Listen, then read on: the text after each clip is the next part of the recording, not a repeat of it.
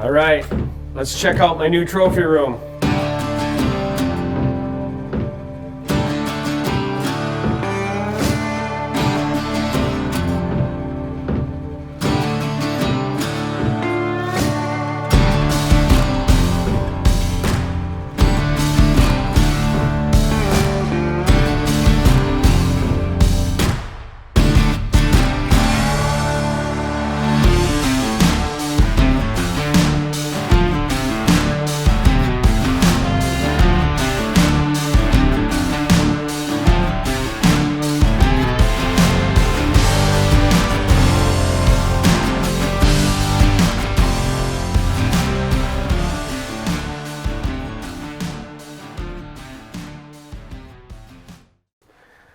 We got a few heads hanging on the wall here.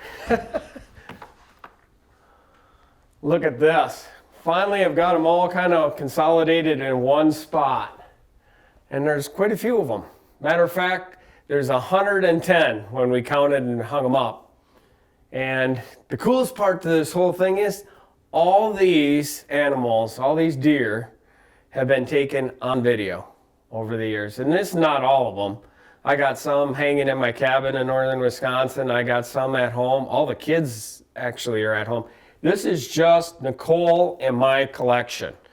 And we got a big mule deer wall right here, which is pretty insane. If you look at that, there's several 200s on this wall. I was telling Carson when we were hanging this up, I'd like to pretty much try to figure out how much butt time I have in the tree stand to get all these animals on the ground. It's probably quite a bit.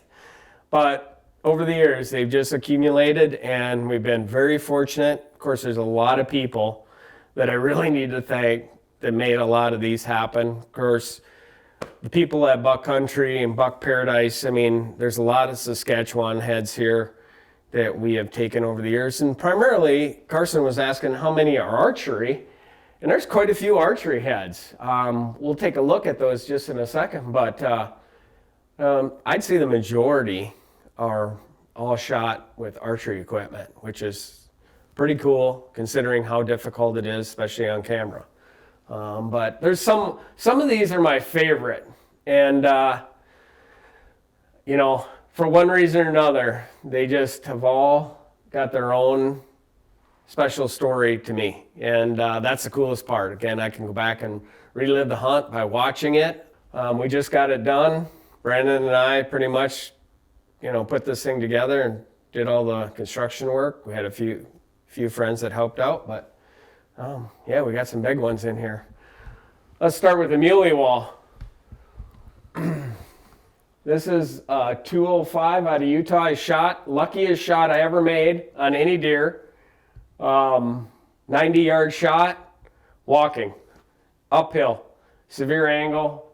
I knew if I stopped him, that by the time the arrow got there, he'd be a mile away. So I just gauged it, pulled out in front of him, cut the arrow loose, and smoked him. That's a giant. This is Alberta archery. This is Alberta archery. That deer was at 5 steps at one point, and ran out to 20 yards, got on my knee, smoked him. Really cool. This is Nicole's biggest mule deer. It's like 208 and change, just super heavy, super dark horn. All the locals were after this deer, and she ended up sniping them. Got them before they did. This is also Nicole's, just a giant with that long kind of dagger spike forky on the one side, but world class on the left. Just a huge body deer. These are mine. This is one of my first Alberta bucks with a bow. It's right at 200. Another one that's Alberta at 200. Just some studs. Let's talk whitetails. The life size up there is honestly, that's my sheds off my big one. That's right over here. That's still my career deer. Yeah, we'll get to that one in just a minute. Another 200-inch muley right there from Colorado. Probably the best, one of the best kill scenes that I've ever captured on camera. crawled down on him, open sights, and smoked him at like 100 and 150 yards. I don't remember, but it was a pretty cool video. This bottom row, I hung a lot of the small ones on top. I'll be first one to admit, but they're not all small. They're a lot of Western deer. You know, back in the day when we hunted at Trophies Plus with Mike Watkins, we shot a lot of deer out there in Wyoming and eastern Montana, right there in that corner of Alzada. So, you know, Mike was a great friend, still is, and Mike and Esther, and we've shot a lot of deer out there over the years. A lot of those are early North American whitetail days. Some of these even date back into the primetime Bucks days, when I hunted with Stan Potts and Greg Miller and, you know, Matt Moret, Eddie Salter, all my friends, Rick White, all of my friends from HS. So we got a few HS deer in here as well. But this bottom row, I think there's 18 Boone and Crockett's here that we've taken. Most, again, with a bow. But the bottom row has most of the big boys in it. This one is Saskatchewan. This is Iowa at my buddy Josh Bomar's place. This is Saskatchewan. This is Saskatchewan, one of my probably favorite bucks of all time. I mean, he's a true giant. And I think he was like in the high 90s. It's pretty bad when you can't remember some of their scores, but that was the deer that the coyotes were after, and I killed just a few years back with a bow and arrow. The next one down is Kansas. There's some legends here. Oh, I was going to show you this. This right here is product that we use to clean all our mounts, Trophy Clean. It helps moth-proof them. I was just watching my buddy Lee Lakoski in his trophy room. He has moth issues. A lot of people are having that problem, and this is how we moth-proof all of our stuff, is by using this Trophy Clean product. Before we hung them up, we sprayed them good, and front, all the hair, even in the back side of the mount. But we really soaked them down good with this, wiped them down. And of course it helps clean them as well, get all that dirt and grime off them from years of just hanging. But Velvet Antler Technologies makes this product, so check them out. It's a great product to keep all your mounts moth-proof. Oh yeah, so let's check out the 200.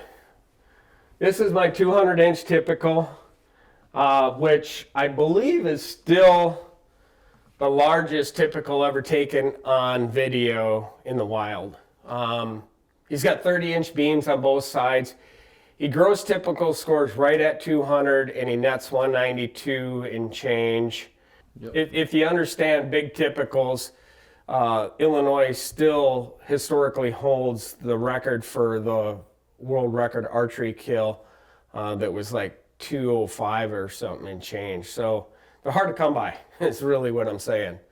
But I killed that one back in 05, and it was one of the first deer I shot for driven. Just, you know, I knew right when I got my hands on him that I probably would never beat him. But it's sure been fun trying. And a lot of these deer have come after him, but I'll never forget that day sitting in the tree stand. Jim Musel, my longtime friend, was filming me from Texas, and this buck walked in Schuyler County. I was hunting on Don Barry's farm and Don Jr.'s farm, and he come walking in, and I never knew the deer existed, neither did the Barrys. He just walked into our life. I smoked him with the Matthews and made a perfect shot, probably one of my best shots of my life, and the rest is history. And here he is, so I life-sized him. Mark Rigotti's done all my deer mounts, and of course I have Canati doing all my life-size stuff. So we've had, you know, great taxidermists to preserve all these memories.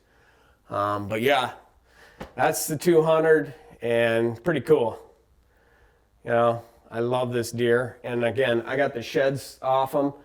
It took me a couple years. A young gentleman had found the sheds on the adjacent property, and a couple years later, I owned them. So that's why I have those on the life size as well. Let's check out this. Again, the bottom row, and so these pedestals and full bodies, they're all Boone and Crockett's. This deer I shot in Illinois, Greene County. I was hunting with Stan Potts, honestly, in the same hunt. I shot this one on a muzzleloader. Pretty cool deer. Then I have a big typical up there, heavy. Probably one of the heaviest deer I've ever shot, one of the biggest bodied deer. That one came from John and Lexi Wetstein's place out in northeast Kansas, Rawhide Camps. Just great people, great place to hunt. And I just basically, we outsmarted that deer and got him. The right one is a very special deer. That's the deer I call the flyer buck. And that's a true Minnesota legend, giant. We manicured a place to actually take this deer, built a water hole. Everybody knows I'm big in hunting water. And lo and behold, the deer started using the water. We pulled him kind of off of some hunting property that was just kind of a sanctuary. And he kept coming into our water. And I was hunting him kind of in combination with a good friend of mine from Matthews Archery. And I just happened to be in the right spot at the right time. He walked into that water hole, and I made the perfect shot on him. Just a monster buck. Another Boone and Crockett. This is a buck that I shot on our own farm, one I called Forky. Again, a buck I knew about, and just a giant. Shot him again with archery equipment, and early season deer. Was probably one of my first sits of the year. He came into our food plot and then walked into the water, head down, quartering away, just drilled him. It was epic. I'll never forget that. I had a good friend of mine, Zach Bisick, was filming me that night. It was one of the first times he ever filmed me, and I'm telling you, I don't know who was more nervous, him or I, but it was a great night in the tree. Another giant that is a booner. This is another Boone and Crockett shot with archery on the same farm, one of our farms. Shot him early season, first day of the sit. One thing I like about this deer is this deer, Nicole was after this deer too at the same time, and it came walking under her, and she couldn't get the shot, and then it walked about 250, 300 yards and came out into the field I was hunting, and of course I smoked him, and she texted me, and she's like, I just had an encounter with I don't even remember what we named the buck, but it was a giant. And I said, well, you're never going to have to worry about having another encounter with him because I got him. He's laying right here in front of me. So that one's a special deer for that reason only. This is hers, Illinois deer, muzzleloader deer, one of her biggest. That's why we life-sized it. Pretty cool deer. I believe she shot this in Fulton County, next to Jim Tomey's property. I remember that. Alberta, typical giant. This one I shot in Wisconsin. So it was one of my cooler non-typicals that I've ever shot until Saskatchewan. Kind of got a kicker back flyer here. I shot this on my good friend Ron Skoronsky's property. And late season, I believe I shot him with a muzzleloader. That's the archery kill. Both of these are archery, by the way. Well, all of these, except for that one. This archery. This is Buck Paradise, Buck Country, Saskatchewan. I remember I sat in a tree stand and almost died of hypothermia. It was so cold. And he came walking in at the end of the day. Been there the whole day. And I was frozen. This is the biggest bodied deer I've ever taken. 365 pounds live weight. I mean, he was a beast. Biggest body deer. And I remember Brandon, I was hunting with Brandon and Dean, of course, at Buck Country, and they said, I saw a trail cam pic, and they said, don't ever go after that deer because he's totally nocturnal and you'll never, ever see him. We've hunted him for years. And I said, that's okay. I want to just gamble. I want to try to hunt him. And on the third day of the hunt, I think it was the third day, not the second, he came walking and really sketchy. He was on pins and needles. But I anchored him with the Matthews, and he went 10 yards. This is another big, large body deer I ever shot. Just a giant too. But this one is a Alberta deer, 6x6, just a beautiful, typical big deer. Yeah, this is a Grand Slam I've taken over the years. All, I believe, with a bow. Pretty cool. Have them all mounted. Jeff McHugh's done my turkey taxidermy, who's a longtime friend of mine, but one hell of a turkey taxidermist. Nicole's wide Wisconsin buck bow, archery. Shot this one on my good friend Larry Pokerbeck's place. Another real nice deer in the 60s. These are Coues deer from Mexico. The second ones up are California blacktail, and the other ones are just mule deer and whitetails that I couldn't fit anywhere else. Of course, we have skulls, and these skulls are stuff that just didn't make the cut for mounting, and we just hung them up, we Europeaned them, bleached them with Bone Bright, and there they are. Oh, this deer. So we still got a little room here, not much, but this deer is, I'll never forget. Nicole and I were first dating, and this deer, we went to Saskatchewan. It was our first time ever. I put her in she went and sat in an 8-foot tall ladder stand. I could touch the platform. And I thought, there's no way she's even going to see a buck. And that night, first night out, she called and said, I got one. And I said, well, how big is it? And she goes, it's nice. It's like maybe 130 or something like that. And I'm like, why would you shoot a 130 on the first night? But I wasn't going to argue with her. You know, it was early in the relationship. And